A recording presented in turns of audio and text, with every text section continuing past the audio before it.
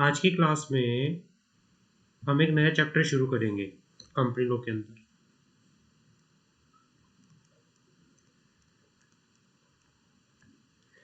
आज हम एक नया चैप्टर शुरू करेंगे, चार्जेस। अब चार्जेस होता क्या है बात करेंगे। लास्ट क्लास में हमने बात की थी डेट कैपिटल के बारे में, चैप्टर नंबर 6 हमने बात की थी डेट कैपिटल, जिसमें हमने बात की थी डिबेंचर्स की, जिसमें हमने बात की थी डिपॉजिट की। इन्होंने ये कहा था कि जब भी कंपनी कोई भी डिबेंचर इशू करती है या कोई भी डिपॉजिट्स रेज करती है तो उसको कंपनी की किसी प्रॉपर्टी के ऊपर, किसी एसेट के ऊपर चार्ज क्रिएट करना पड़ता है। Charge mean the creation of security. Charge means the creation of security. Provision क्या होते हैं चार्जेस के, इसके लिए एक पूरा सा अलग से चैप्टर बना रखा है कि इस चैप्टर के अंदर हम प्रोविजंस की बात करेंगे एज पर कंपनीज एक्ट। कैसे, कितने टाइम में चार्ज क्रिएट किया जा सकता है, क्या चार्ज की टर्म्स एंड कंडीशन को चेंज किया जा सकता है, कितने दिनों के अंदर चार्ज की टर्म्स एंड कंडीशन को चेंज कर सकते हैं, चार्ज क्रिएट करने के लिए कौन सा फॉर्म फाइल होता है, क्या क्या डॉक्यूमेंट्स फाइल करने पड़ते हैं, क्या क्या प्रोविजंस है, सारे का सारा इस चैप्टर के अंदर हम पढ़ेंगे। समझ आ गई मेरी बात? क्लियर है?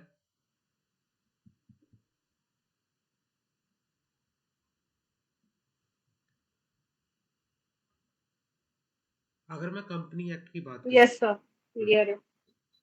अगर मैं कंपनी लॉ की बात करूं, कंपनी लॉ, कंपनी लॉ का सेक्शन 77 से लेके सेक्शन 87 तक बात करता है प्रोविजन ऑफ चार्जेस। इसके साथ हम कुछ रूल्स पढ़ेंगे। रूल्स का नाम है company registration of charge, company registration of charge rules 2014। Clear है? समझ आ गई मेरी बात? आगे बात करें। अब सबसे पहले आता है चार्ज होता क्या है। चार्ज होता क्या है? चार्ज एक तरह से सिक्योरिटी होती है। Charge is a form of security for loan under certain properties agree to be charge. ये कहना चाह रहा है कि चार्ज एक तरह से सिक्योरिटी की तरह होता है। किस चीज की security? Security for loan. Charge is a form of security for a loan, ठीक है, under which certain property is agreed to be charged। जिसमें क्या होता है कि जिसके अंदर, under which, loan under which certain property agree to be, certain property agree to be charged। It is a right created by a company on the asset property or any of its undertaking present and future। ये क्या होता है? Charge जो होता है, charge is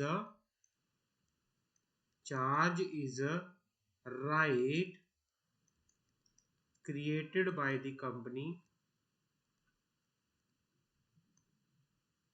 created by the company on the asset property or undertaking of the company, undertaking of the company. Clear है? कि भाई देखो क्या होता है कि जैसे मान लो मंशा ने सौरभ से लोन लिया, कितने का लिया? 1 करोड़ का। अब मंशा ने क्या किया, मंशा के पास कोई घर था, होम था। मंशा ने क्या किया, सौरभ को राइट दे दिया कि अगर वह आपके 1 करोड़ को विद इंटरेस्ट नहीं पे कर पाई तो आप मेरे लोन को क्या कर सकते हो, आप मेरे होम को क्या कर सकते हो, सेल कर सकते हो और अपने पैसे रिकवर कर सकते हो। That's called charge. भाई आपने राइट दे दिया है किसी को। क्लियर है, समझ आ गई मेरी बात? अब चार्ज क्रिएट कैसे किया जा सकता है? Yes sir. आगे बात करते हैं।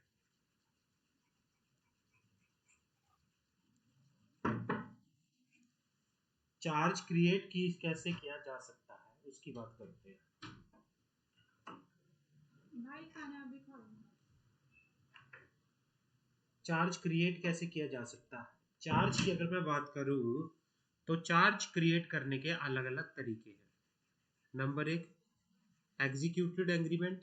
या तो आप एग्जीक्यूटेड एग्रीमेंट के थ्रू चार्ज क्रिएट कर सकते हो या हाइपोथिकेशन एग्रीमेंट के थ्रू चार्ज क्रिएट कर सकते हो। हाइपोथिकेशन क्या होता है? हाइपोथिकेशन,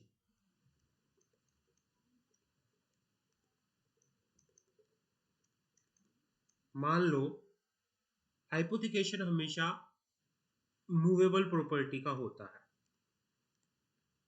मूवेबल, आपने क्या किया, आपने कोई लोन लिया बैंक से, उसके बदले में अपनी कोई मान लो गाड़ी, कार या कोई मूवेबल प्रॉपर्टी को क्या कर दिया, गिरवी रख दिया। That's called hypothecation. Mortgage deed के थ्रू भी हो सकता है या other similar document which the borrower is required to execute in favour of lending institute. तो चार्ज की इंट्रोडक्शन समझ आ गया। चार्ज की इंट्रोडक्शन का किसी को डाउट कोई? Saurabh and Mansha, any doubt? No sir. Okay, अब बात करते हैं definition of meaning of charges की। चार्ज इज डिफाइंड, अगर मैं चार्ज की बात करूं, अलग अलग एक्ट के अंदर चार्ज को डिफाइन किया गया है। पहले बात करते हैं definition of charge. Definition of charge as per transfer of property act.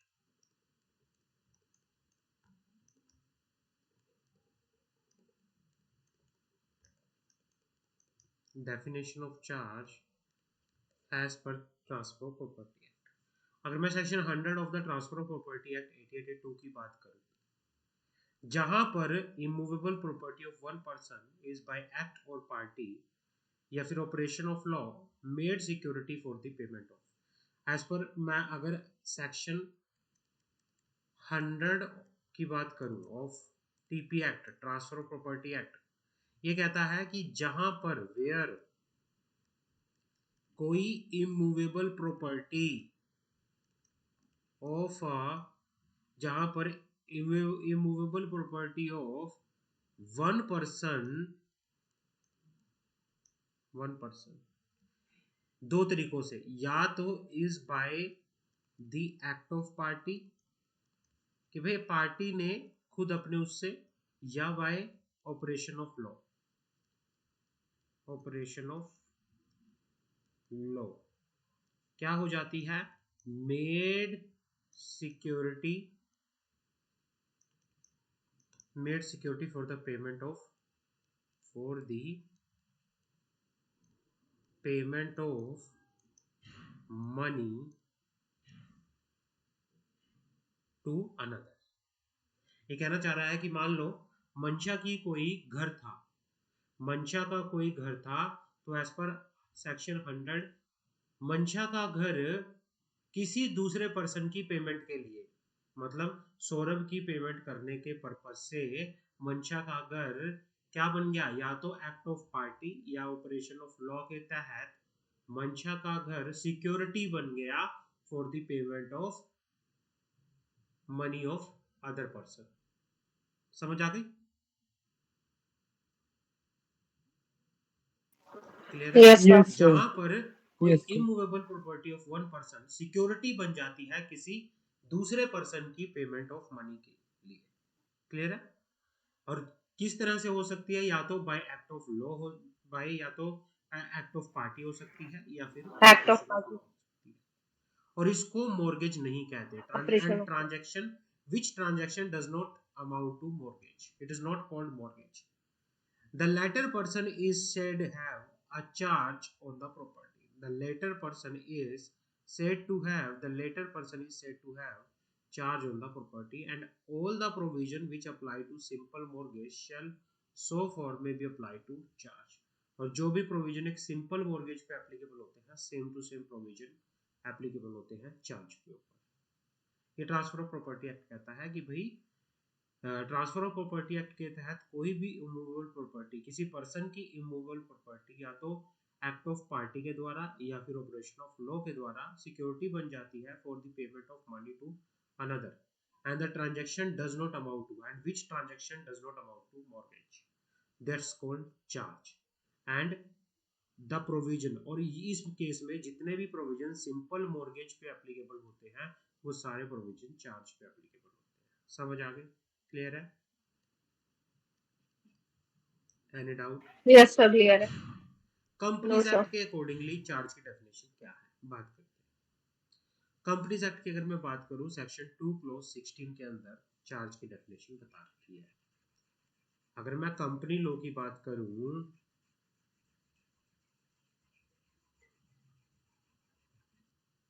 अगर मैं बात करूं कंपनी लॉ की, सेक्शन 2 क्लॉज 16, सेक्शन 2 क्लॉज 16 के अंदर कंपनी लॉ में चार्ज की डेफिनेशन बता रखी है। चार्ज की definition as per company law क्या है? चार्ज जो क्या है, ये या तो कोई charge means, the term charge means charge has an interest, या तो एक इंटरेस्ट है या फिर लियन है, लीन, जिसको क्रिएट किया गया है, क्रिएटेड ऑन द प्रॉपर्टी और asset of a company।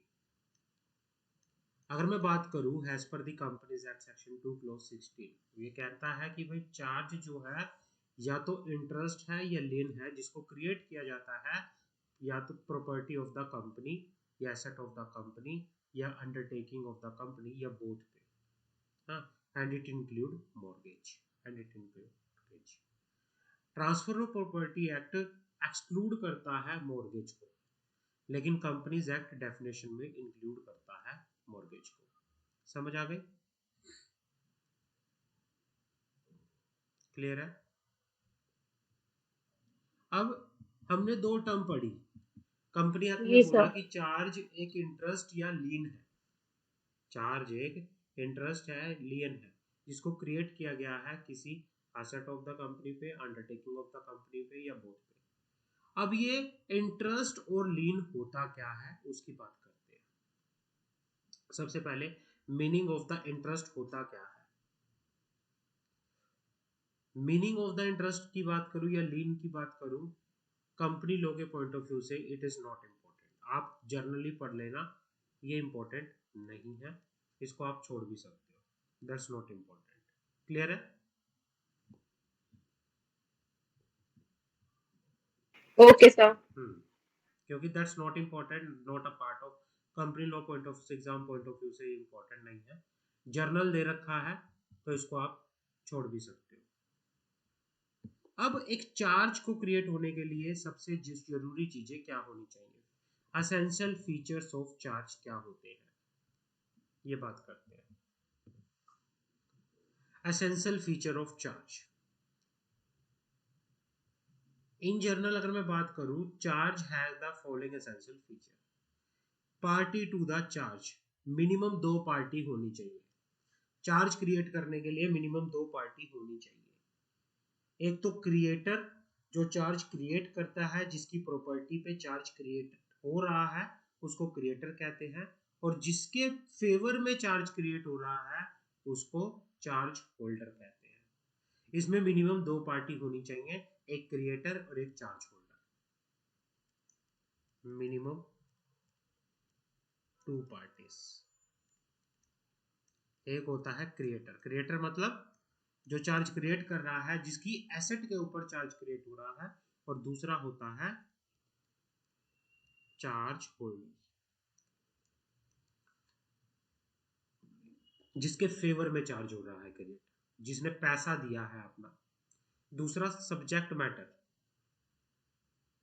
भाई जो सब्जेक्ट मैटर होता है चार्ज का, वो कोई करंट या फ्यूचर एसेट या प्रॉपर्टी होती है बोरोवर की। समझ आ गई? जो सब्जेक्ट मैटर होता है चार्ज का, कोई करंट या future asset and property of the asset and property of the borrower.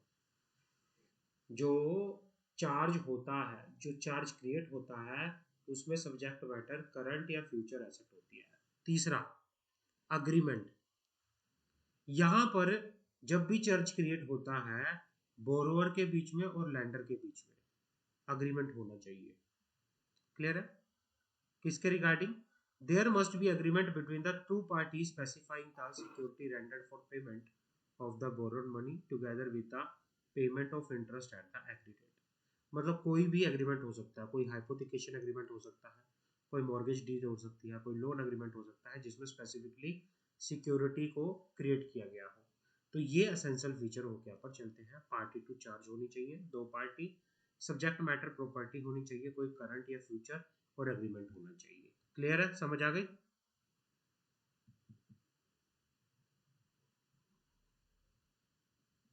समझ आ गई? क्लियर? कोई डाउट? यहां तक किसी बच्चे का इंट्रोडक्शन में डाउट आया हो तो मुझे बताओ। Mansha, Saurabh? No, sir, no doubt. Okay, आगे बढ़ते हैं। Types of charges. अगर मैं चार्जेस की बात करूं on the basis of nature और on the basis of condition of charges. सबसे पहले मैं नेचर की अगर मैं बात करूं, नेचर के बेसिस पे 2 तरह के चार्ज होते हैं। पहला फिक्स चार्ज, फ्लोटिंग चार्ज, जिसमें रेट ऑफ इंटरेस्ट फिक्स होता है, और फ्लोटिंग चार्ज में रेट ऑफ इंटरेस्ट फिक्स नहीं होता, फ्लोट करता है। दूसरा होता है कंडीशन के बेसिस पे। कंडीशन के बेसिस पे 3 तरह के चार्ज होते हैं। Pari passu charge, exclusive charge, further charge. अब इनकी बात करते हैं। डिफरेंस बिटवीन द फिक्स्ड और floating charge. What is the difference between the fix and floating charge? बात करते हैं। डिफरेंस बिटवीन फिक्स और फ्लोटिंग चार्ज। अगर मैं फिक्स और फ्लोटिंग चार्ज के डिफरेंस की बात करूं, जो फिक्स चार्ज होता है ये लीगल चार्ज होता है। It is a legal charge, legally इसको बताया गया है, एज पर लॉ इसको बताया गया है। फ्लोटिंग चार्ज जो होता है इट इज इक्विटेबल चार्ज, ये एज पर अग्रीमेंट आप डिसाइड करते हो। फिक्स चार्ज होता है जो फिक्स डिसाइड किया गया है, एज पर रूल्स के अकॉर्डिंगली मेंशन किया गया है कि इतना फिक्स चार्ज आपका होना चाहिए, इससे ज्यादा नहीं होना चाहिए। फ्लोटिंग चार्ज मतलब which is defined as per the terms and agreement, इसको इक्विटेबल चार्ज भी कहते हैं। Security in terms of certain specific property, इसमें जो प्रॉपर्टी होती है, मान लो कि भाई मंशा ने सौरभ से लोन ले रखा था 1 करोड़ का, और मंशा ने कहा कि मैं तो मेरे इस घर के ऊपर, जो मेरा घर इंदौर में है, इस पे, इसमें प्रॉपर्टी जो होती है स्पेसिफिक होती है, बट इसमें प्रॉपर्टी तब तक स्पेसिफिक नहीं होती जब तक कि चार्ज फिक्स ना हो जाए। इसमें अनस्पेसिफाइड क्या होती है? प्रॉपर्टी होती है। आप ये नोट कर सकते हो, unspecified. Security remain dormant until it is fixed or crystallized। Example क्या होता है? मान लो मंशा का कोई, मान लो फर्नीचर का बिजनेस था। फर्नीचर होता है मूवेबल प्रॉपर्टी। मंशा का फर्नीचर का बिजनेस था। मंशा फर्नीचर का काम करती थी, मंशा के शोरूम में बेड्स, सोफा, बड़े बड़े लग्जरी फर्नीचर रखे हुए थे। मंशा ने सौरभ से लोन लिया, मान लो 50 लाख रुपए का। मंशा ने कहा कि भाई इसके बदले में मैं अपनी जो मेरा बिजनेस, जो मेरा फर्नीचर है उसके ऊपर, फर्नीचर मीन्स मूवेबल प्रॉपर्टी एक तरह से, जो मेरा फर्नीचर है मैं उस पर क्या कर रही हूँ, एक तरह से इन्वेंट्री हो गया उसके लिए। ये होता है इन्वेंट्री, स्टॉक इन ट्रेड, बेचने के लिए। शोरूम में जो माल रखा हुआ है वो स्टॉक है ना मंशा का, क्योंकि मंशा बेचती है उसको। मंशा ने अपने स्टॉक के ऊपर चार्ज क्रिएट करवा लिया पूरे, लेकिन यहाँ पे बताया नहीं स्पेसिफिकली। उसने ये कहा कि मैं फर्नीचर, फर्नीचर में बेड भी होता है, सोफा भी होता है, और भी मिरर वगैरह, अलमीरा, पता नहीं क्या क्या होता है। तो स्पेसिफिकली बताया नहीं, उसने कह दिया कि मेरे फर्नीचर के ऊपर। अब यहाँ पे अनस्पेसिफाइड प्रॉपर्टी, अनस्पेसिफाइड सिक्योरिटी है, अनस्पेसिफाइड एसेट है। अब हो सकता है कि भाई जब तक सौरभ ये ना कह दे कि भाई मुझे मेरा पैसा वापस दो, otherwise I will exercise my right, मैं आपके फर्नीचर को बेच दूंगा। अब सो चार्ज क्रिएट हो गया। जब तक सौरभ रिकवरी नहीं करता तब तक मंशा के पास राइट होता है कि वो बेड बेच सकती है, नए बेड बना सकती है, बेड बेच सकती है, नए बेड बना सकती है। तो ये क्या होता है, सिक्योरिटी डोरमेंट होती है इसके अंदर। भाई सिक्योरिटी तब तक एक्सरसाइज नहीं हो जाती तब जब तक कि वो फिक्स ना हो जाए। एक बार सौरभ ने ये कह दिया कि भाई, सौरभ ने बोला कि मुझे ये बेड आपका चाहिए, मैं तो इस बेड के ऊपर सिक्योरिटी क्रिएट करूंगा, मैं तो इस स्पेसिफिकली, तो वो फिक्स बन जाता है। फिर क्या बन जाता है, फिक्स। और जब तक, जिसको क्रिस्टलाइजेशन ऑफ चार्ज भी बोलते हैं, क्रिस्टलाइजेशन ऑफ चार्ज का मतलब होता है conversion of floating charge into fix charge. Clear है, समझ आ गई मेरी बात। तो फिक्स एसेट पे जो चार्ज यस होता सर। है वो स्पेसिफाई एसेट के ऊपर होता है, लेकिन फ्लोटिंग में अंदर अनस्पेसिफाई एसेट होती है। जैसे स्टॉक इन ट्रेड हो गया। अब स्टॉक इन ट्रेड फर्नीचर, जैसे मंशा ने बोला मैं फर्नीचर पे चार्ज क्रिएट करती हूँ। अब डेली बेसिस पे मंशा का फर्नीचर तो बिक रहा है ना, मंशा के शोरूम से बेड बिक रहे हैं, सोफा बिक रहे हैं, मंशा बेच रही है। लेकिन जिस दिन सौरभ ने ये बोल दिया कि भाई मुझे मेरा पैसा नहीं मिला, मुझे ये सारा फर्नीचर बेचना है, तो उस दिन मंशा उस फर्नीचर को बेच नहीं सकती, वो स्पेसिफाई हो जाएगा और वहां पे क्रिस्टलाइजेशन ऑफ चार्ज आ जाएगा, वो फिक्स हो जाएगा। फिर उसका सौरभ के ऊपर राइट आ जाएगा, सौरभ का राइट आ जाएगा उसके ऊपर पूरा। तो यहाँ पे क्रिस्टलाइजेशन होता है चार्ज का। क्लियर है, समझ आ गई। Yes, sir, clear है। हाँ, स्कोप क्या होता है, यस सर, क्लियर है। इट इज क्रिएटेड, हाँ, स्कोप का मतलब होता है it is created to cover asset which are certain and definite and are capable of being certain and defined at the time of creating the charge. जो fix assets का scope होता है, इसमें क्या होता है, एसेट्स जो होती हैं वो सर्टेन होती हैं, डेफिनेट होती हैं, और जो टाइम होता है वो भी सर्टेन होता है। लेकिन इसके ऊपर जो होता है created on the variable property, जो कि चेंजिंग ऑफ मूविंग नेचर के होती है। मान लो मंशा के शोरूम के अंदर फर्नीचर पड़ा था, स्टॉक पड़ा था, मंशा ने बोला कि मेरे इस स्टॉक के ऊपर चार्ज क्रिएट होते हैं। अब स्टॉक का मतलब, स्टॉक का होता है कि जा रहा है आ रहा है, मनसा बेच रही है, नया फर्नीचर आ रहा है, मनसा फिर बेच रही है, नया माल आ रहा है। ये चेंजिंग नेचर का होता है, एक नहीं रहता। स्टॉक का मतलब चेंजिंग नेचर, बिकता रहेगा आता रहेगा, बिकता रहेगा आता रहेगा। लेकिन जिस दिन सौरभ ने बोल दिया कि भाई बस अब मुझे मेरा पैसा चाहिए, अब मैं आपका स्टॉक बेचूंगा, तो उस दिन वो चार्ज सर्टेन हो जाएगा। द प्रॉपर्टी और asset of the company can not be specify certain. इसमें जो एसेट होती है फ्लोटिंग चार्ज के अंदर वो सर्टेन नहीं होती। Created on fix assets like land, building, plant and machinery. लेकिन जो फ्लोटिंग चार्ज है वो स्टॉक इन ट्रेड पे क्या किया जाता है, क्रिएट किया जाता है। Priority, it has priority over the floating charge. Fix charge को पहले प्रायोरिटी मिलती है, पहले फिक्स चार्ज होल्डर का पैसा वापस किया जाता है, उसके बाद फ्लोटिंग चार्ज होल्डर को पैसा मिलता है। यहाँ पे कोई प्रायोरिटी नहीं होती। Disposition of asset, the mortgagor that is company can not dispose of property without the consent of the charge holder. मान लो मतलब अब फिक्स चार्ज क्रिएट हुआ है, मंशा ने सौरभ से लोन लिया और मंशा ने बोला कि भाई मेरी इस बिल्डिंग के ऊपर आपका राइट है, तो मंशा उसको सेल नहीं कर सकती जब तक कि वो सारा पैसा रिपे ना कर दे मंशा। लेकिन इसके फ्लोटिंग चार्ज में द मोर्गेजर मतलब Mansha is free to deal with the property such as it see fit until the holder of charge takes step to enforce the floating। जब तक सौरभ ये ना कह दे कि भाई हाँ बस अब मुझे मेरा पैसा रिकवर करने के लिए आपके स्टॉक को बेचना पड़ेगा, जब तक ये ना कह दे मंशा आराम से अपने स्टॉक को बेच सकती है। क्लियर है, समझ आ गया difference? Yes, sir. Yes, sir. आगे बात करते हैं। On the basis of condition, condition के बेसिस पे तीन तरह के चार्ज होते हैं। पैरू पशु क्या होता है? पैरी पशु charge. Under these, the charge is shared by more than one lender in the ratio of their outstanding amount. The prior consent of the existing charge holder is required by the company। मान लो मंशा ने सौरभ से loan लिया 1 करोड़ का, और मंशा ने उसके बदले में चार्ज क्रिएट कर दिया अपनी किसी 3 करोड़ की प्रॉपर्टी पे। मंशा ने फिर लोन लिया गौरी से कितने का?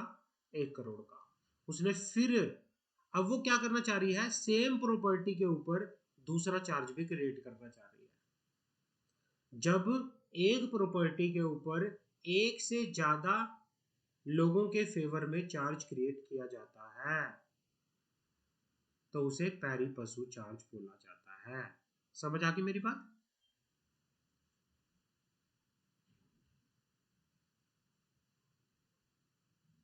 Yes, sir. जब एक से ज्यादा लोगों के फेवर में एक प्रॉपर्टी के ऊपर कोई चार्ज क्रिएट किया जाता है तो उसे पैरी पशु चार्ज बोला जाता है, पैरी पशु चार्ज। लेकिन जब भी कंपनी किसी दूसरे पर्सन के फेवर में चार्ज क्रिएट करेगी तो उसे पहले वाले चार्ज होल्डर से कंसेंट लेनी पड़ेगी। समझ आ गई मेरी बात?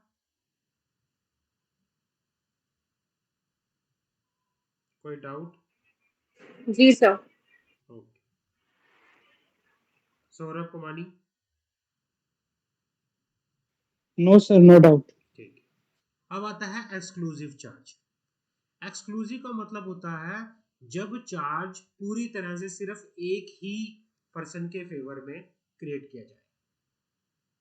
The security under the exclusive charge is provided to a particular lender only. मान लो सौरभ को दिया, सौरभ से लोन लिया तो सारे का सारा जो सिक्योरिटी थी वो सौरभ के फेवर में ही डाल दी। पूरा सौरभ का राइट है, किसी दूसरे का राइट नहीं है। फर्दर चार्ज, इसका मतलब क्या होता है? With the consent of the first charge holder the particular asset on which charge is already created may be provided to other lender as a second charge. ये भी दूसरी तरह से होती है। ये कहना चाह रहा है कि with the consent of first charge holder, आपने फर्स्ट चार्ज होल्डर से कंसेंट लेके एक पर्टिकुलर एसेट को जिसपे चार्ज ऑलरेडी क्रिएट हुआ पड़ा था किसी दूसरे लैंडर को सेकंड चार्ज क्रिएट करवा दिया। In case of liquidation of asset, the first charge holder has the right to recover its due and balance। पहले क्या होगा इस फर्दर चार्ज के अंदर, क्या होता है कि किसी प्रॉपर्टी के ऊपर ऑलरेडी चार्ज क्रिएट हुआ था लेकिन उसने कोई दोबारा से उस प्रॉपर्टी के ऊपर सेकंड चार्ज क्रिएट करवा लिया किसी दूसरे पर्सन के फेवर में, तो जब रिकवरी की बात आएगी, पैसा रिकवर करने की बात आएगी, तो पहले फर्स्ट चार्ज होल्डर को पैसा मिलेगा, अगर कोई बैलेंस बचता है तो सेकंड चार्ज होल्डर को पैसा मिलता है। समझ आ गई? फर्दर चार्ज में और पैरी पशु चार्ज में क्या फर्क होता है? पैरी पशु चार्ज के अंदर कि भाई इक्वली क्या होता है? राइट होता है। इक्वली क्या होता है? राइट होता है। कि बस इसमें आपको पहले कंसेंट लेनी पड़ती है बट उसमें एक इक्वली राइट होता है। मतलब पैरी पशु के अंदर दो लोगों के पास चार्ज क्रिएट हुआ पड़ा है तो वो क्या कर सकते हैं? एक साथ पैसा रिकवर कर सकते हैं लेकिन फर्दर चार्जर में ऐसा नहीं है। पहले फर्स्ट चार्ज होल्डर पैसा रिकवर करेगा, अगर कुछ बचता है तो फिर सेकंड चार्ज होल्डर के फेवर में जाएगा। समझ आ गई मेरी बात?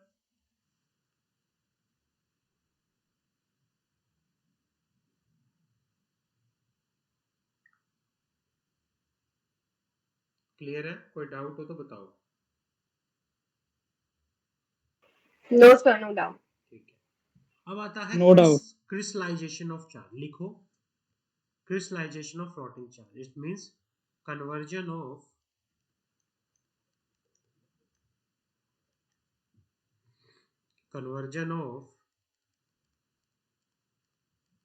floating charge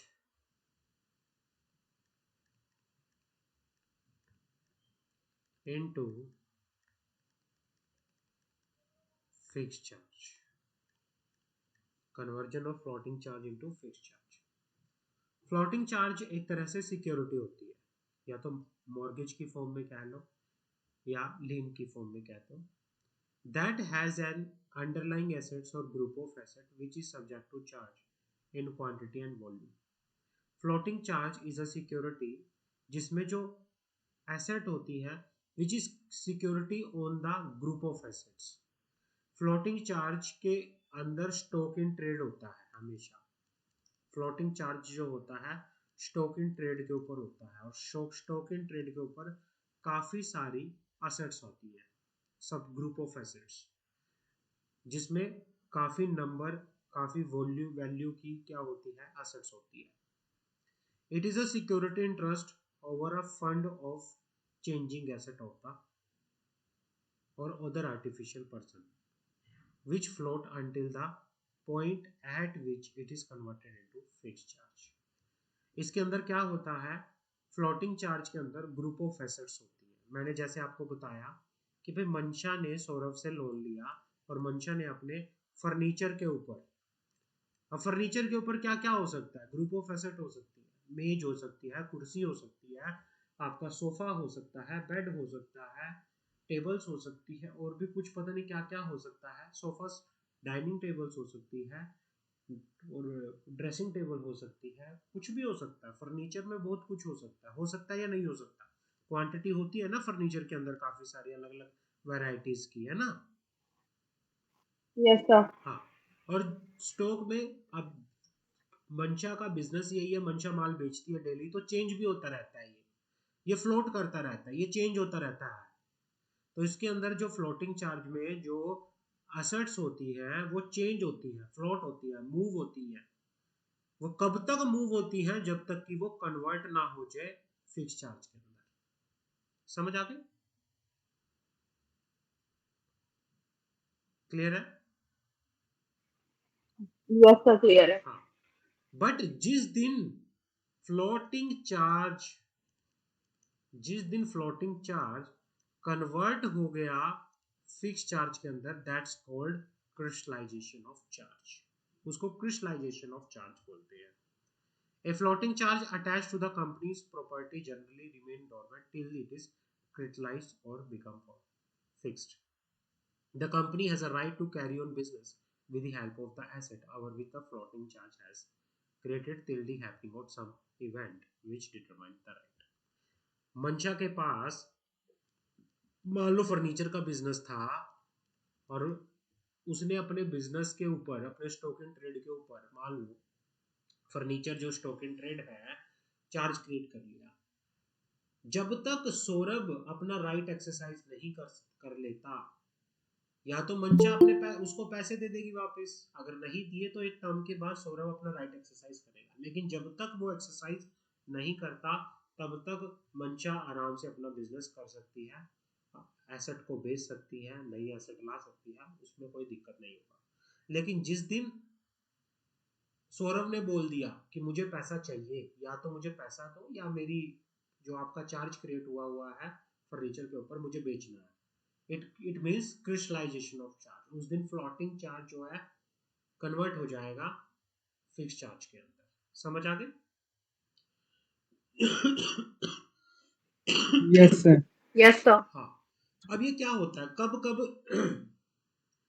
कब कब एक फ्लोटिंग चार्ज एक फिक्स चार्ज के अंदर कन्वर्ट हो सकता है, मतलब क्रिस्टलाइजेशन ऑफ फ्लोटिंग चार्ज कब कब हो सकता है? पहला, या तो मंशा ने बिजनेस करना बंद कर दिया हो, वाइंडिंग अप हो गया या बिजनेस करना बंद हो गया, और मंशा ने बिजनेस करना बंद कर दिया और सौरभ को पता चला कि उसने बिजनेस करना बंद कर दिया है, तो सौरभ को लगा कि शायद मंशा अब मेरे पैसे ना पे कर पाए, तो सौरभ ने एसेट के ऊपर राइट ले लिया अपना कि भाई अब मैं एसेट को बेचूंगा, सिसेशन ऑफ बिजनेस के केस में। या फिर debenture holder intervention including appointment of receiver, mortgage, taking possession as a debenture holder, obtain injection against company, या फिर जिसके फेवर में चार्ज क्रिएट हुआ था उसने इंटरवेंशन कर दी, उसने कहा कि भाई बात ऐसी है, मुझे मेरे पैसे चाहिए, अगर आप मेरे पैसे दे देते हो तो ठीक है, नहीं मैं आपकी एसेट बेच दूंगा। किसी डिबेंचर होल्डर ने, किसी डेट होल्डर ने, किसी मॉर्गेजर ने क्या कर दिया, इंटरवेंशन कर दी, उसने बोला कि भाई नहीं मुझे, उसने इंजेक्शन ले ली कंपनी की डीलिंग में, उसने कहा कि पैसे दो अदरवाइज मैं फर्नीचर बेच दूंगा, या on the happening of other event, कुछ और इवेंट हो गए तो जिसकी वजह से आपका फ्लोटिंग चार्ज जो है क्रिस्टलाइज हो सकता है, इट मींस वो फिक्स बन सकता है। समझ आ गई? क्लियर है? यस सर, क्लियर है। अब यहाँ पे आता है, ये सारा काट दो, ये सारे एग्जांपल है, इसमें कुछ नहीं इंपॉर्टेंट नहीं है, ये सारा इंपॉर्टेंट नहीं है तो इसको आप काट दो, जो इंपॉर्टेंट नहीं है वो इसमें मैं कटवा दूंगा जस्ट बिकॉज ऑफ दैट कि that's not relevant for exam. Effect of crystallization of okay floating sir. Charge. अब क्रिस्टलाइजेशन ऑफ फ्लोटिंग चार्ज का क्या इफेक्ट रहता है? On crystallization, the floating charge convert into fixed charge on the property of the company. It has priority over any subsequent equitable charge and other unsecured creditor, but preferential creditor who have the priority for the payment of secured creditor in the winding up get priority over the claim of the debenture holder having the floating charge. मतलब crystallisation पर क्या होता है, जो floating charge होता है वो convert हो जाता है फिक्स चार्ज के ऊपर। उसके बाद क्या होता है, जो क्रेडिटर्स होते हैं उनका क्या होता है, इक्विटेबल चार्ज आ जाता है, प्रायोरिटी आ जाती है, उनको अनसिक्योर्ड क्रेडिटर से पहले क्या मिलती है, प्रायोरिटी मिलती है। समझ आ गई मेरी बात? रिपेमेंट ऑफ मनी के केस में उनको प्रायोरिटी मिलती है। अब आता है what is the difference between, ये ऊपर का काट देना, इंपॉर्टेंट नहीं है, यहां से बात करते हैं। केस लॉ इसमें एक भी इंपॉर्टेंट नहीं है तो आप काट देना, ये सब एक्स्ट्रा है। What is the difference between mortgage and charge? Mortgage में और चार्ज में क्या डिफरेंस है, ये बहुत इंपॉर्टेंट मार्क कर लो एग्जाम के लिए आ जाता है। What is the difference between floating charge और fix charge, sorry mortgage and charge? Mortgage is created by the act of party. जो मॉर्गेज है हमेशा एक्ट ऑफ पार्टी के तहत ही क्रिएट होता है। मॉर्गेज डीड, क्योंकि मॉर्गेज को करने के लिए मॉर्गेज डीड बनती है, लेकिन जो चार्ज होता है वो दोनों तरह से होता है, या तो एक्ट ऑफ पार्टी के तहत होता है या फिर ऑपरेशन ऑफ लॉ के द्वारा भी होता है। समझ आ गई मेरी बात? मॉर्गेज हमेशा एक्ट ऑफ पार्टी के द्वारा होती है, लेकिन जो चार्ज होता है वो या तो एक्ट ऑफ पार्टी के द्वारा भी हो सकता है या फिर किसके द्वारा हो सकता है, ऑपरेशन ऑफ लॉ के द्वारा भी हो सकता है। मॉर्गेज रिक्वायर रजिस्ट्रेशन अंदर transfer of property act. Mortgage को हमेशा रजिस्ट्रेशन करवाना मैंडेटरी होता है ट्रांसफर प्रॉपर्टी एक्ट के अंदर, उसके लिए प्रॉपर मॉर्गेज डीड बनती है, लेकिन चार्ज जो क्रिएट होता है ऑपरेशन ऑफ लॉ के द्वारा क्रिएट होता है। समझ आ गई? उसके लिए अलग से आपको रजिस्ट्रेशन कराने की जरूरत नहीं होती, कंपनी लॉ के अंदर चार्ज को लेके प्रॉपर प्रोविजंस है, वो ऑपरेशन ऑफ लॉ होता है हमेशा चार्ज। क्लियर है? समझ आ गई? यहां तक यस कोई सर। डाउट?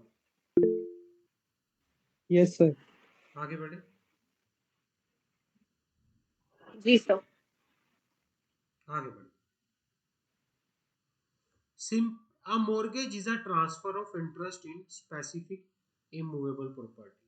mortgage क्या होता है, ट्रांसफर ऑफ इंटरेस्ट इसमें क्या होता है, इंटरेस्ट ट्रांसफर होता है किसी स्पेसिफिक इमूवेबल प्रॉपर्टी में, लेकिन जो चार्ज होता है only give right to receive payment out of particular property, this is there is no transfer of interest in a case of charge.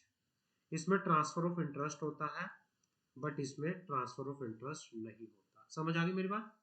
Mortgage is for fix term, charge में B for, mortgage हमेशा एक fix term के लिए होता है, 5 साल के लिए, 2 साल के लिए, 3 साल के लिए, लेकिन ये परपेचुटी भी हो सकता है, एक इंडेफिनिट पीरियड के लिए भी हो सकता है। Mortgage is good against subsequent transfers, charge is good against subsequent transfer with notice, mortgage good against subsequent transfer, charge is good against subsequent transfer with notice, simple mortgage carry personal liability unless excluded by the special contract। जो simple mortgage होता है personal liability क्या करता है, carry करता है, लेकिन charge के केस में कोई पर्सनल लाइबिलिटी क्रिएट नहीं होती। समझ आ गई मेरी बात? तो ये चार्ज क्या, जो मॉर्गेज है, but where a charge is the result of contract there may be a personal remedy. तो आपको इसमें चार्ज और मॉर्गेज के बारे में पढ़ना है। समझ आ गई? क्लियर है? ये काट दो, दैट्स नॉट इम्पोर्टेंट। मॉर्गेज और चार्ज में समझ आ गया क्या क्या डिफरेंस होता है? Yes sir. Mortgage Yes, sir. Transfer property के अंडर होती है, charge as per company law होता है। मॉर्गेज जो है वो एक्ट ऑफ पार्टी के द्वारा क्रिएट की जाती है, चार्ज एक्ट ऑफ पार्टी और ऑपरेशन ऑफ लॉ दोनों के द्वारा किया जा सकता है। रजिस्ट्रेशन मॉर्गेज का मैंडेटरी होता है, लेकिन चार्ज ऑपरेशन ऑफ लॉ के द्वारा होती है, कोई अलग से रजिस्ट्रेशन कराने की जरूरत नहीं होती। मॉर्गेज जो होता है transfer of interest in property होता है, लेकिन चार्ज के केस में transfer of interest in property नहीं होता। मॉर्गेज एक फिक्स टर्म के लिए होती है, लेकिन चार्ज परपेचुटी भी हो सकता है। Mortgage is good against subsequent transferee, charge is good against subsequent transferee with notice. Simple mortgage carry personal liability, लेकिन no personal liability in created in case of charge, but अगर charge has a result of contract बना हुआ है, there must be a personal remedy, तो वहां पर personal remedy हो सकती है, अदरवाइज नहीं हो सकती। क्लियर है यहाँ तक? कोई डाउट किसी का? अब आता है difference, what is the difference between charge and pledge. Clear है सर। ओके, अब हमारे आगे डिफरेंस आता है, what is the difference between charge and pledge. अब चार्ज के अंदर क्या होता है, it is a not physical transfer of property from one person to another. इसमें सिर्फ क्या होता है कि भाई एक राइट क्रिएट कर दिया जाता है चार्ज में, कि भाई अगर मैं इस डेट तक आपको पैसे नहीं पे कर पाया तो आपका राइट है, आप मेरी प्रॉपर्टी को सेल करके जो भी आपका पैसा है उसको रिकवर कर सकते हो। यहाँ पर किसी तरह से physical transfer of property one person से अनदर पर्सन नहीं होता। लेकिन अगर मैं बात करूँ प्लेज की, गिरवी रखना किसी को, it is a bailment of personal property या security for some debt engagement. इसमें क्या करते हैं, प्रॉपर्टी को गिरवी रख देते हैं, भाई जब तक पैसा नहीं दे देते प्रॉपर्टी दूसरे पर्सन के अंडर चली जाती है। समझ आ गई मेरी बात? प्लेज का मतलब होता है गिरवी रखना एक तरह से। जी सर। भाई जब तक पैसा नहीं दे देते तो ये प्रॉपर्टी मेरी, ये मेरी प्रॉपर्टी आपके पास गिरवी पड़ी है, जब भी पैसा लेके आओगे छुड़वा लेना। मान लो कोई क्या थी, ज्वेलरी थी, आपने किसी से पैसा लिया, अपनी ज्वेलरी को गिरवी रख दिया, आपने उसको ज्वेलरी दे दी, उसको हैंड ओवर कर दी, तो उसने कहा पैसा दे जाना, गिरवी ले जाना। आपने किसी प्रॉपर्टी पे बैंक से लोन लिया और बैंक को अपने की लैंड, अपनी कोई बिल्डिंग गिरवी रख दी, आपने डॉक्यूमेंट सबमिट कर दिया बैंक को, रजिस्ट्री के पेपर, इट मींस आपने गिरवी रख दिया घर, पैसा ले दे जाओ और कागज छुड़वा जाओ, अदरवाइज नहीं तो घर भी जाएगा। समझ आ गई मेरी बात? लेकिन चार्ज के केस में ऐसा कुछ नहीं होता। जी सर। चार्ज के केस में ऐसा कुछ नहीं होता। Charge is a right created in favour of one refer to the lender in the immovable property of another referred to an borrower as a security for the repayment of loan and payment of interest on the terms and condition contained in the loan document evidencing charge। जो charge होता है वो एक तरह से right है जो कि क्रिएट किया गया है इन फेवर ऑफ लैंडर के फेवर में in the immovable property of the borrower as a security for the repayment of loan and payment of interest on the terms and condition contained in the loan document। और लेकिन जो pledge होती है it consist of delivery of good bye debtor. इसमें क्या होता है delivery of good होता है। जो चार प्लेज है pledge is a consist of delivery of good by debtor to his creditor as a security of debt or other obligation to held until the debt is repaid, along with interest, other obligation of the debtor is discharged, and then to be delivered back to the pledger. The title not being changed during the continuance of the pledge. Pledge के अंदर क्या होता है कि भाई आप क्या कर देते हो डिलीवरी ऑफ गुड कर देते हो। आप अपनी किसी प्रॉपर्टी को क्या कर देते हो लोन को रिपे करने के पर्पस से उसको इंटरेस्ट को पे करने के पर्पस से आप क्या कर देते हो जब तक कि आपने मतलब मान लो मंशा ने बैंक से लोन लिया 1 करोड़ रुपए का। बैंक ने बोला कि भाई जब तक आप कुछ हमें पैसा रिपे नहीं कर देते अलोंग विद इंटरेस्ट जब तक आप अपनी ओब्लिगेशन को पूरा नहीं कर देते आप हमें सिक्योरिटी के पर्पस से अपनी कोई प्रॉपर्टी गिरवी रखवा दीजिए। मंशा ने अपने घर के डॉक्यूमेंट बैंक में गिरवी रख दिए जब तक मंशा बैंक का लोन रिपे ना कर दे। That's called pledge. That's called pledge. घर तो मंशा का ही रहेगा जब तक लोन क्लोज नहीं हो जाता तब तक घर मंशा का रहेगा। एट द एंड क्या हो सकता है या तो मंशा सारा पैसा पे कर देगी तो मंशा का ही घर रहेगा, नहीं फिर बैंक क्या कर लेगा अपना राइट एक्सरसाइज कर लेगा। बैंक घर को ऑक्शन में बेच देगा और जो भी पैसा होगा उससे अपना लोन का पैसा रिकवर करके जो थोड़ा बहुत पैसा बचेगा वो मंशा को दे देगा। समझ आ गई मेरी बात?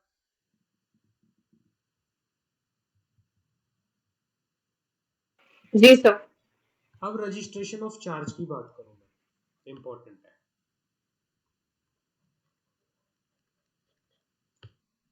Registration of charge. Section 2 clause 16 and section 77 of the act required to register the charge created by way of every kind of interest or lien। मतलब ये कहना चाह रहा है कि भाई कोई भी चार्ज चाहे तो वो बाय इंटरेस्ट या लियन क्रिएट हुआ है प्रॉपर्टी एसेट कोई भी टेंजिबल या otherwise of the company as a security. कोई भी charge in the form of interest या लियन क्रिएट हुआ है द प्रॉपर्टी और द एसेट चाहे वो टेंजिबल एसेट हो या इनटेंजिबल एसेट हो एज अ सिक्योरिटी क्रिएट हुआ है इंक्लूडिंग मॉर्गेज उसको रजिस्ट्रेशन करवाना क्या है मैंडेटरी है एज पर सेक्शन 77। कंपनी में कोई भी चार्ज क्रिएट किया गया है उस क्रिएट का रजिस्टर करवाना उस चेक उसको जरूरी है अंडर द कंपनीज एक्ट। समझ आ गई मेरी बात? ये काट दो, ये लाइन काट दो, इट्स नॉट इम्पोर्टेंट लाइन। हाँ। However, by adding fourth provision to the subsection 1 of section 77, the central government has been power to prescribe certain charges to which section 77 is not applicable। ये कहना चाह रहा है कि central government के पास power है वो कुछ चार्जेस को सर्टेन कर सकती है जहां पर सेक्शन 77 मतलब रजिस्ट्रेशन के प्रोविजंस जो है एप्लीकेबल नहीं हो सकते। The following is an indicative list of charge to be registered with the ROC। कुछ चार्ज हैं जिनका रजिस्ट्रेशन ROC के पास करवाना मैंडेटरी होता है। पहला, a charge created for the purpose of security any issue of debenture or deposit। जब company कोई डिबेंचर इशू करती है, हमने लास्ट क्लास में भी बात की थी, जब कंपनी डिबेंचर इशू करेगी या डिपॉजिट रेज करेगी तो उसको क्या करना पड़ता है, कंपनी की किसी प्रॉपर्टी पे चार्ज क्रिएट करवाना पड़ता है, और जब चार्ज क्रिएट होता है तो उसका आरओसी में एज पर सेक्शन 77 रजिस्ट्रेशन भी मैंडेटरी है। समझ आ गई?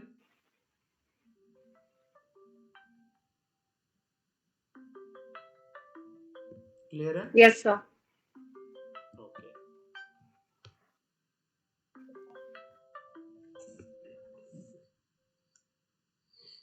हेलो, हाँ सोनू।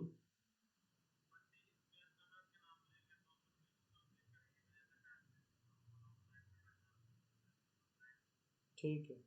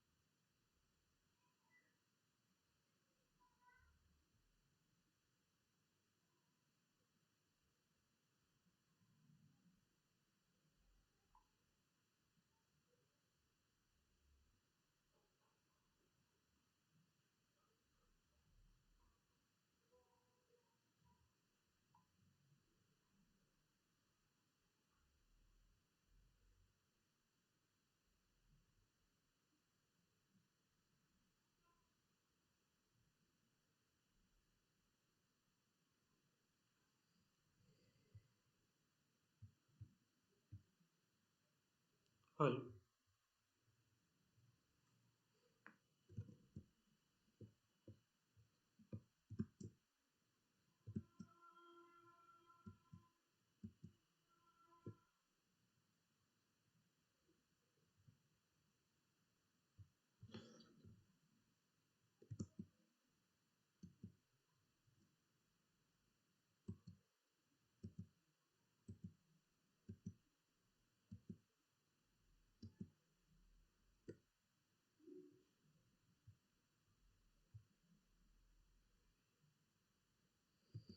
हेलो। हाँ जी बच्चों, करें शुरू? आवाज आ रही है बच्चों मेरी? हेलो। Yes, sir. हाँ, जी सर आ रही है। तो मैं ये कह रहा था कि भाई आप लोगों को, कि जब डिबेंचर इशू करती है कंपनी और जब चार्ज क्रिएट करती है कि इशू कंपनी, तो कंपनी को क्या करना पड़ता है, रजिस्ट्रेशन अपना चार्ज का करवाना पड़ता है वहाँ पे। तो ये आपको ध्यान में रखना पड़ेगा चीज़ें। उसके बाद कोई भी uncalled share capital of the company, किसी uncalled share capital of the company पे क्या हुआ है, चार्ज क्रिएट हुआ पड़ा है, तो उसके लिए भी क्या करना पड़ेगा, रजिस्ट्रेशन करवाना मैंडेटरी होगा। समझ आ गई मेरी बात?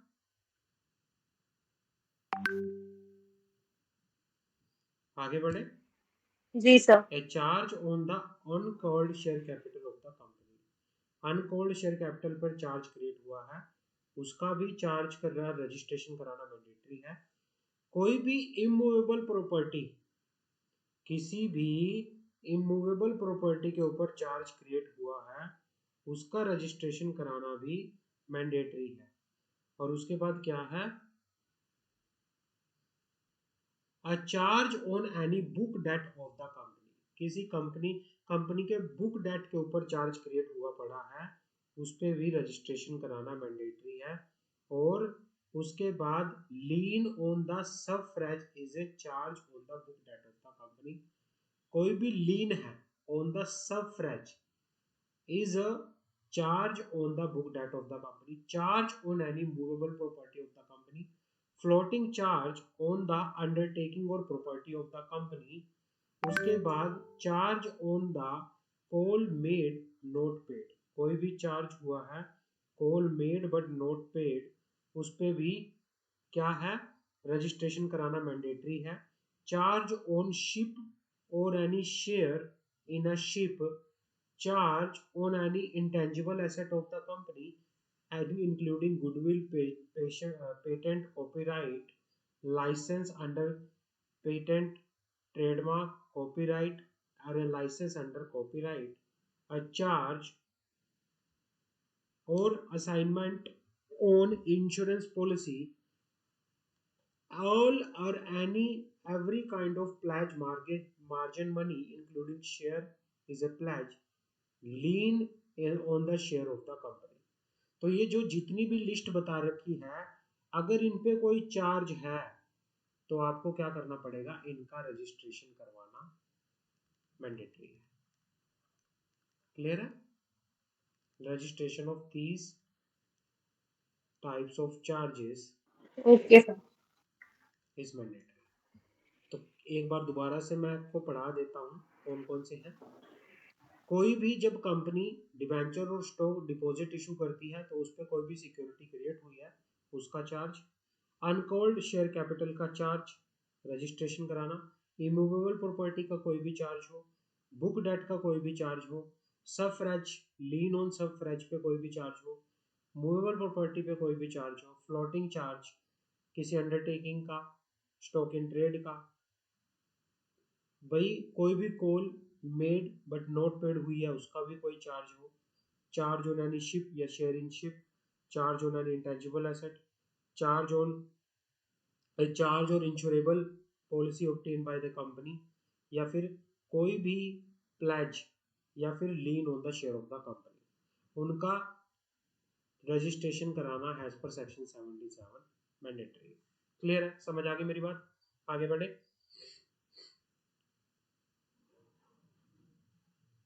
जी sir. Registration of charges section 77, section 78, section 79, तीनों सेक्शन एक साथ पढ़ेंगे, रजिस्ट्रेशन ऑफ चार्ज को लेके है।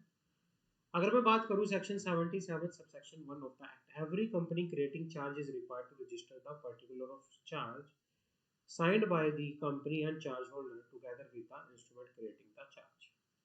कोई भी कंपनी चार्ज क्रिएट कर रही है तो उसको चार्ज का जो डॉक्यूमेंट है, कोई भी चार्ज का एग्रीमेंट है जो कि साइन किया गया है कंपनी के द्वारा चार्ज होल्डर के द्वारा, उसको रजिस्ट्रेशन करना मैंडेटरी है।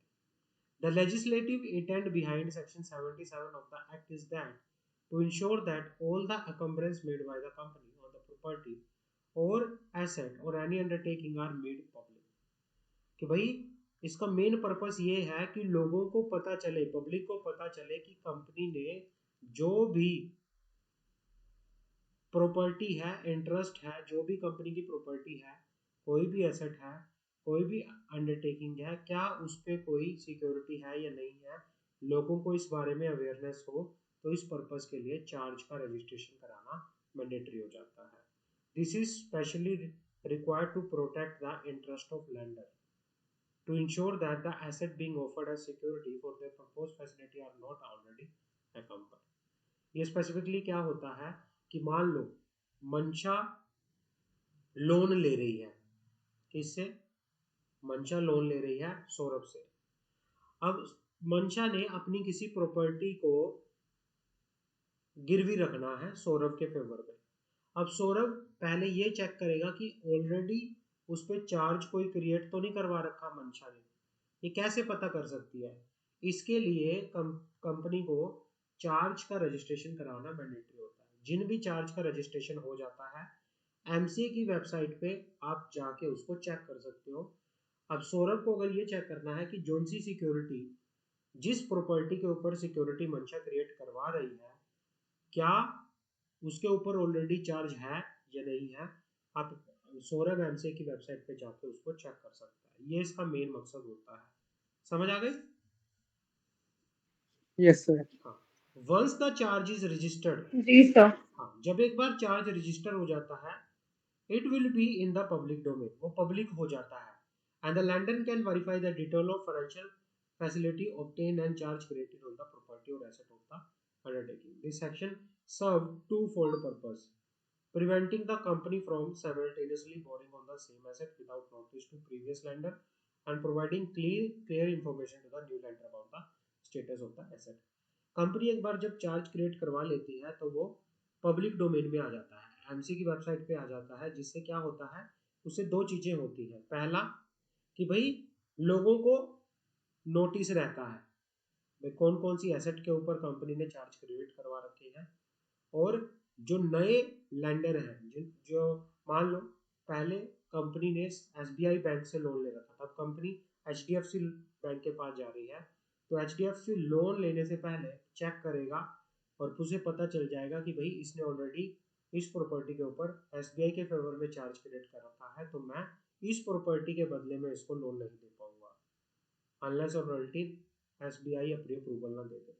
यहाँ पे ये प्रोविजन रहता है। क्लियर है? समझ आ गई?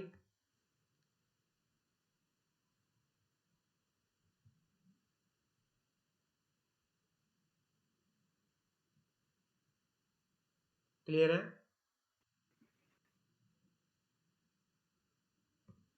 हाँ जी बच्चों, Yes, आगे बढ़े। यस सर क्लियर है। हाँ। yes, yes.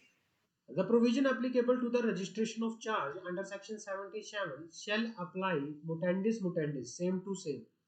जो हमने ऊपर बात करी सेम टू सेम चीज मॉडिफिकेशन ऑफ चार्ज में भी एप्लीकेबल होती है। जब भी कंपनी मॉडिफाई करेगी किसी चार्ज एग्रीमेंट की टर्म्स एंड कंडीशन को, सेम टू सेम प्रोविजन जैसे रजिस्ट्रेशन ऑफ चार्ज के होते हैं ऐसे ही मॉडिफिकेशन के भी होते हैं।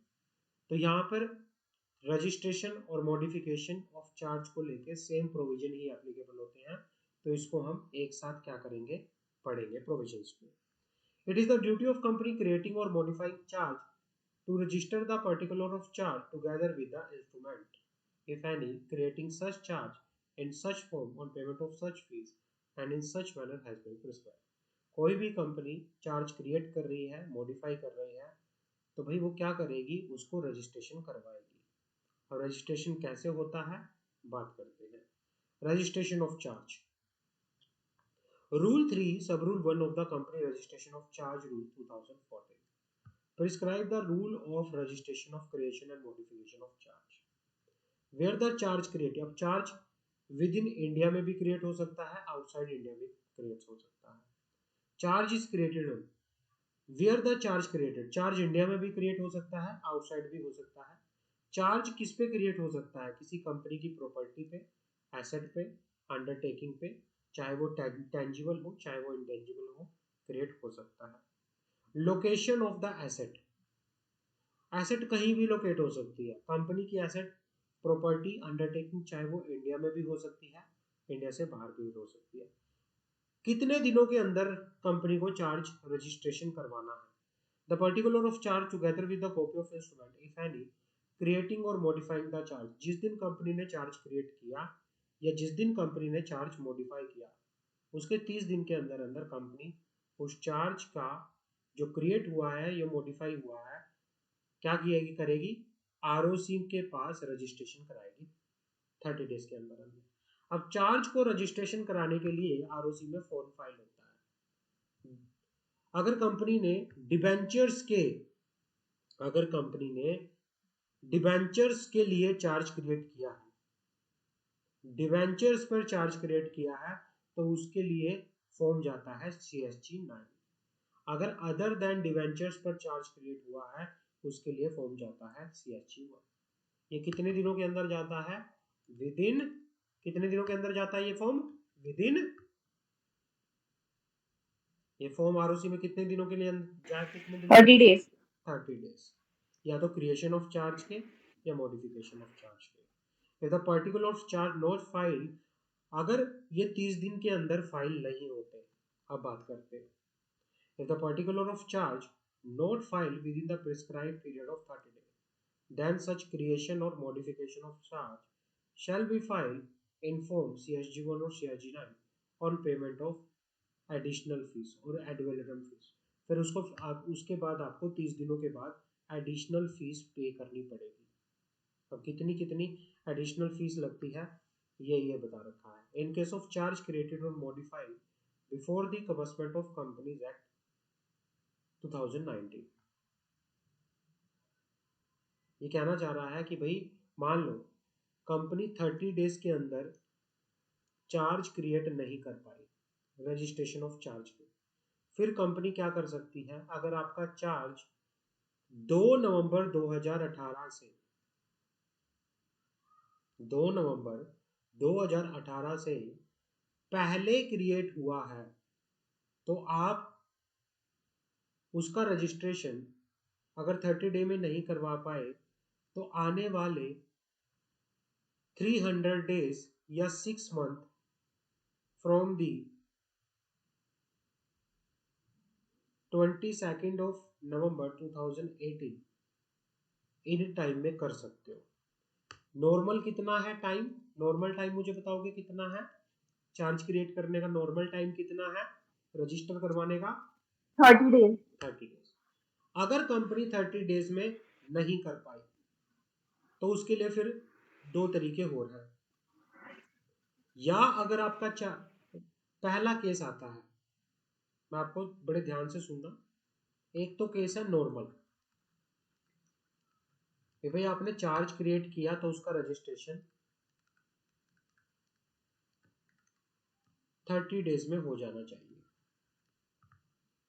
दूसरा केस, अगर 30 डेज में नहीं हुआ, if not register in 30 days, तो दो केस बनते हैं। अगर आपका चार्ज जो है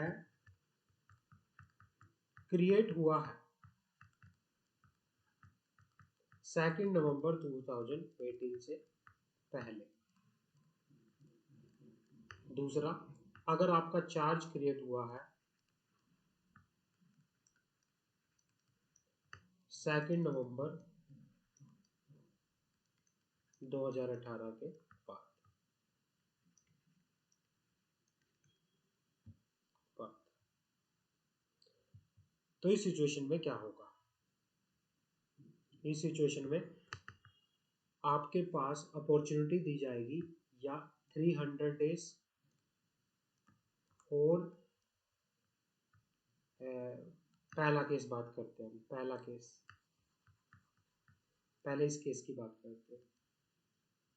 अगर आपका चार्ज क्रिएट हुआ था 2 नवंबर 2018 से पहले, बट आप 30 दिन के अंदर अंदर उसका रजिस्ट्रेशन नहीं करवा पाए, तो आपको टाइम मिलेगा 300 डेज या फिर 6 मंथ्स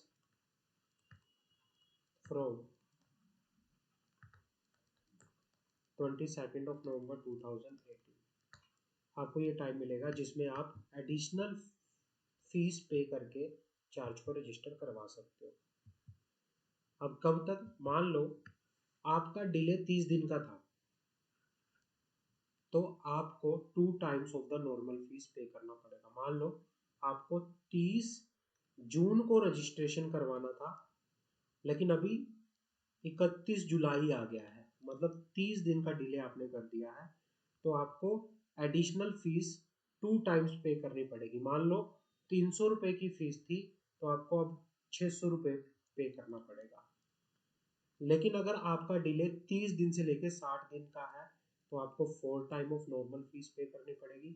अगर आपका डिले 60 दिन से लेकर 90 दिन का है तो 6 time of normal fees fine additional fees पे करनी पड़ेगी।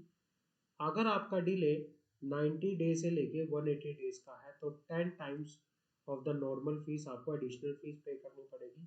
अगर आपका डिले 180 दिन से ज़्यादा है तो 12 टाइम्स ऑफ द, मान लो नॉर्मल फीस 300 की थी तो एडिशनल फीस कितनी लगेगी, 300 multiply by 12, bar bar bar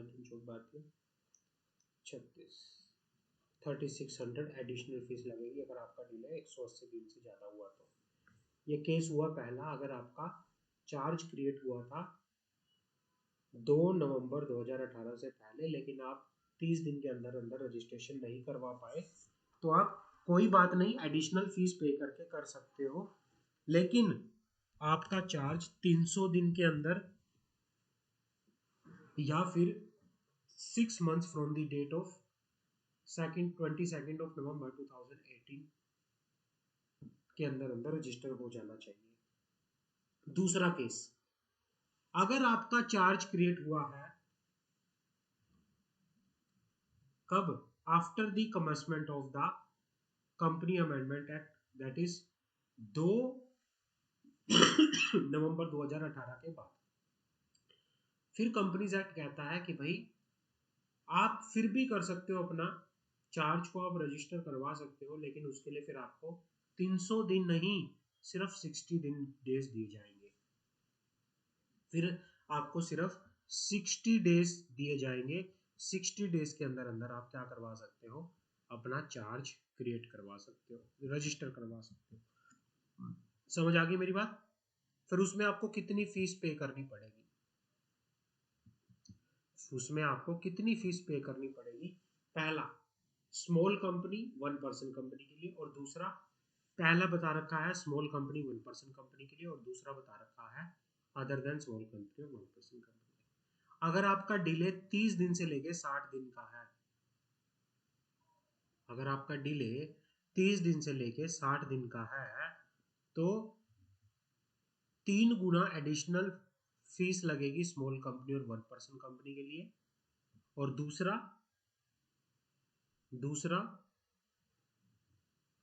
6 Guna fees लगेगी अदर देन स्मॉल कंपनी और 1% कंपनी के लिए। समझ आ रहा है बच्चों मैं क्या कहना चाह रहा हूँ यहाँ पे? Yes. Yes, sir, आ रहा है। हाँ, और अगर आपका डिले जो है मोर देन 30 डेज का है, या फिर अप टू 90 डेज, या फिर डिले 120 दिन का है, 100, तो फिर आपके ऊपर 3 टाइम्स तो नॉर्मल फीस लगेगी, प्लस एडवेलरम फीस भी लगेगी, एडिशनल फीस और लगेगी। जितना भी अमाउंट का चार्ज है उसका 0.025% आपको पे करना पड़ेगा। मैक्सिमम फीस 1 लाख तक की आपको लग सकती है। समझ आ गई? 3 टाइम तो लगेगी, प्लस Yes, फिर sir. आपको एडवेलरम फीस भी लगेगी। जितना भी अमाउंट का चार्ज क्रिएट हुआ Yes, उसका 0.025% और मैक्सिमम 1 लाख रुपए।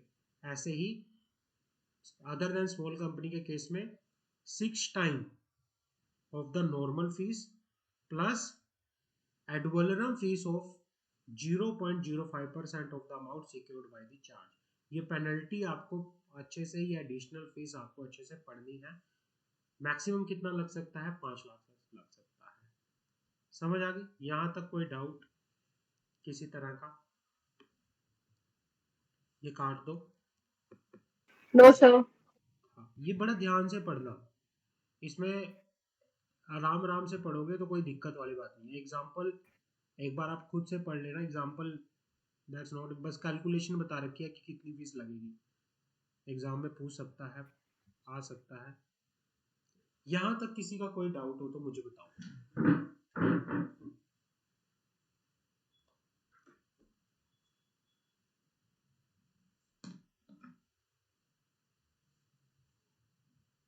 हाँ जी बच्चों, यहाँ तक किसी का कोई doubt? No, sir, no doubt. No, sir. चलो, verification of instruments, rule 3 sub rule word of the company registration of charges rule 2014। ये कहना चाह रहा है कि भाई जब भी वेरिफिकेशन ऑफ इंस्ट्रूमेंट का मतलब यहाँ पे क्या कहना चाह रहा है, copy of every instrument evidencing creation modification of charge required to be filed with the ROC in pursuance of section 77, 78, 79 and shall be verified as follow. ये कहना चाह रहा है कि जब भी आप रजिस्ट्रेशन या मॉडिफिकेशन ऑफ चार्ज का जो क्रिएशन और मॉडिफिकेशन ऑफ चार्ज के रिगार्डिंग डॉक्यूमेंट को रजिस्टर करवाने के लिए आरओसी में जो कॉपी फाइल करोगे उसको किस तरह से वेरीफाई किया जाएगा। पहला, जहां पर इंस्ट्रूमेंट या डीड रिलेट किसी भी प्रॉपर्टी से जो कि आउटसाइड इंडिया है, कोई भी चार्ज अगर किसी ऐसी प्रॉपर्टी से रिलेट करता है जो आउटसाइड इंडिया है, तो the copy shall be verify by a certificate issue either under seal of the company or under hand of any director of the company or company secretary of the company or authorized officer of the charge holder or under the hand of some person other than the company who is interested in the mortgage charge, stating that it is a true copy. ये कहना चाह रहा है कि भाई मान लो India की कोई कंपनी थी और उसकी प्रॉपर्टी दुबई में थी और उसने अपनी दुबई वाली प्रॉपर्टी पे चार्ज क्रिएट कर दिया और जो डॉक्यूमेंट चार्ज के बने, तो उस डॉक्यूमेंट को वेरीफाई कौन करेगा? उस डॉक्यूमेंट को वेरीफाई या तो कंपनी खुद करेगी या फिर डायरेक्टर करेगा या फिर कोई कंपनी सेक्रेटरी करेगा या फिर किसी चार्ज होल्डर का ऑथराइज ऑफिसर करेगा और या कोई भी पर्सन उसको साइन करके बोलेगा कि जो भी ये डॉक्यूमेंट है, जिस भी जो भी हम डॉक्यूमेंट दिखा रहे हैं वो क्या है, वो ट्रू है, वो ट्रू कॉपी है। हाँ भाई प्रॉपर्टी है वहां पे दुबई में और जो ये चार्ज डीड बनी है ये ट्रू है, जो भी चीज इसके अंदर लिखी हुई है ये सब सच है। समझ आ गई मेरी बात? ये वेरीफाई करके देंगे। क्लियर है?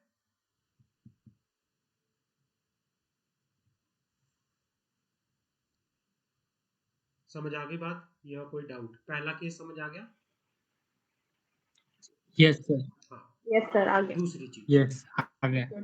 where the instrument or deed relate whether wholly or partly to the property situated in India, the copy shall be verified by a certificate issued under the hand of director, company secretary of the company or authorized officer of the charge holder, stating it is true. अगर India में कोई property है तो उसको कौन certify करके देगा? उसको सर्टिफाई करेगा डायरेक्टर या कंपनी सेक्रेटरी या कोई भी authorise officer of the charge holder कि भाई वो बताएगा ये ट्रू है। लेकिन इंडिया से बाहर कोई भी प्रॉपर्टी है उसको कौन वेरीफाई करके देगा? उसके रिगार्डिंग सर्टिफिकेट कौन देगा? उसके रिगार्डिंग या तो कंपनी की सील लगेगी या फिर डायरेक्टर या कंपनी सेक्रेटरी या authorise officer of the charge holder और under the hand of some person या कोई भी और person.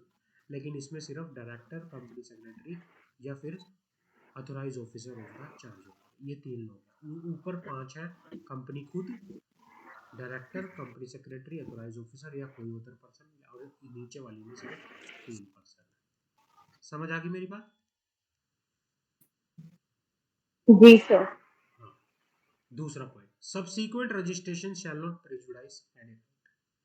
Third proviso to section 77 subsection 1 state that any subsequent registration of charge shall not prejudice a right acquired in respect of property before charge is actually registered, which means that the right of the former charge holder will not be affected in case of creation of subsequent charge.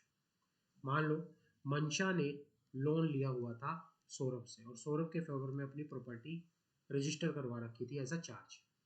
फिर मंशा ने गौरी से loan लिया और गौरी को भी same property में क्या कर दिया? चार्ज होल्डर बना दिया। तो भाई ये कहना चाह रहा है कि जब मंशा सेकंड वाला चार्ज सब्सीक्वेंट चार्ज रजिस्टर करवाएगी तो उस सब्सीक्वेंट चार्ज के रजिस्टर करवाने से जो पहले चार्ज होल्डर के राइट हैं वो इफेक्ट नहीं होंगे। समझ आ गई मेरी बात? पहले चार्ज होल्डर के राइट सेम टू सेम रहेंगे, उन पे किसी तरह का इफेक्ट नहीं आके यहाँ पर चलेगा। आगे बढ़े। जी sir. Non applicability to certain charge has has prescribed in consultation. Fourth proviso to section 77 subsection 1 state that the section with respect to registration of charge shall not apply to such charge as may be prescribed in consultation with the RBI. Central government के पास power है, central government RBI से consult करके क्या कर सकती है, कुछ charges को स्पेसिफाई कर सकती है जिनके ऊपर सेक्शन 77 अप्लाई नहीं होगा। तो उस केस में जहां पर जिन चार्जेस के ऊपर सेक्शन 77 अप्लाई नहीं होता वहां पर क्या जो रजिस्ट्रेशन का प्रोविजन है, रजिस्ट्रेशन करवाना मैंडेटरी नहीं होता उनका। क्लियर है?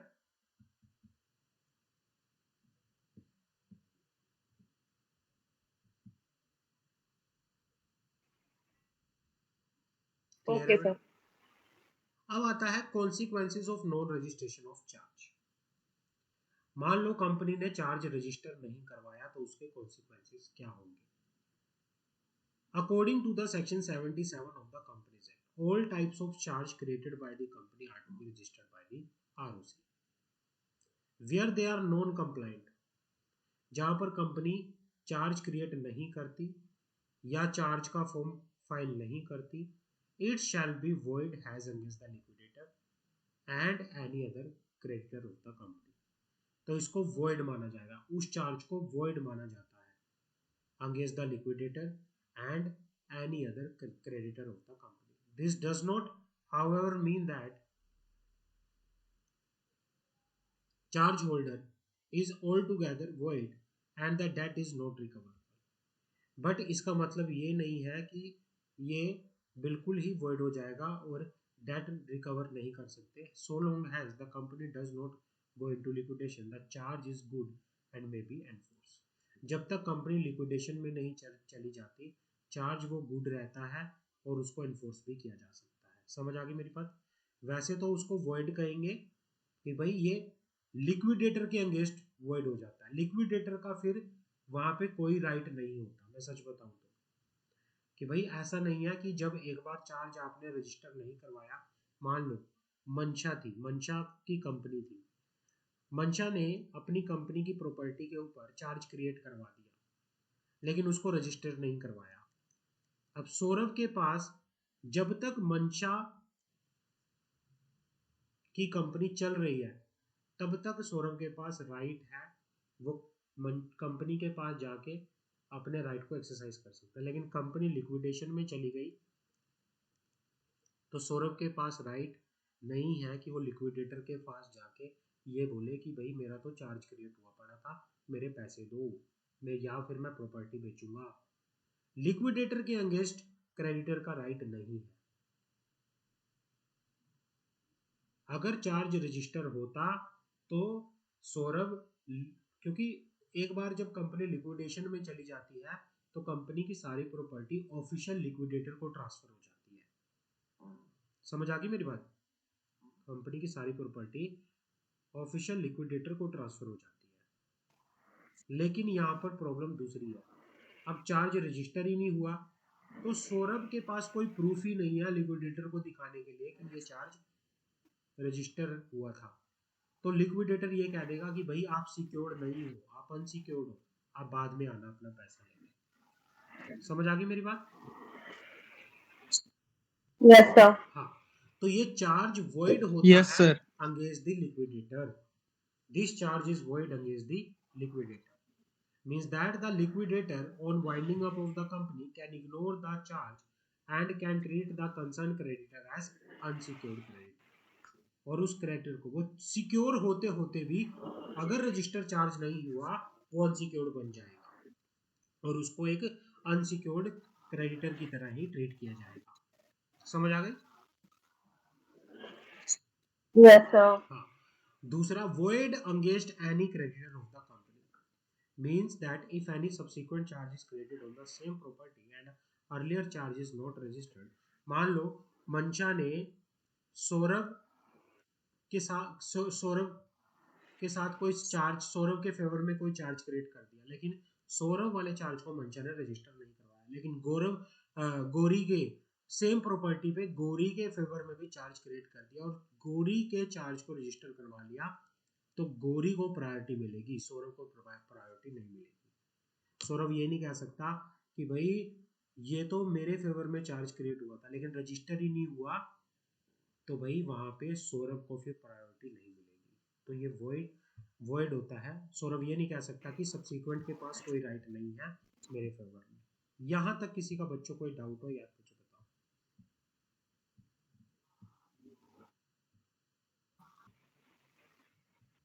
कॉन्सिक्वेंसेस समझ आ गए? ये सारा क्लियर है काट सर। देना, ये कुछ नहीं नो है। Yes doubt sir. Sir, no doubt. हाँ, ये सब काट देना, ये कुछ नहीं है। दैट्स नॉट इम्पोर्टेंट, ये इम्पोर्टेंट भी नहीं है, इसको काट देना आप। ये वैसे दे रखा है एग्जाम्पल पॉइंट ऑफ व्यू से। यहां तक कोई डाउट हो तो मुझे बताओ।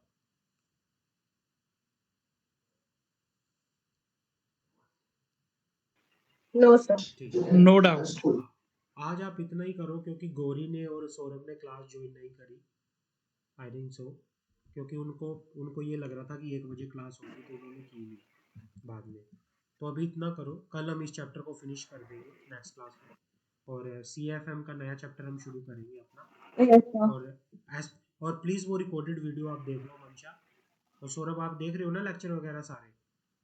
जी सर, मैं देख लूंगी। हाँ, यस सर। हाँ तो देखते रहो, जहाँ पे भी कोई डाउट है, हाँ, तो उस हिसाब से हम देख लेंगे। अभी के लिए इतना ही, आप इसको इतना करो और अपनी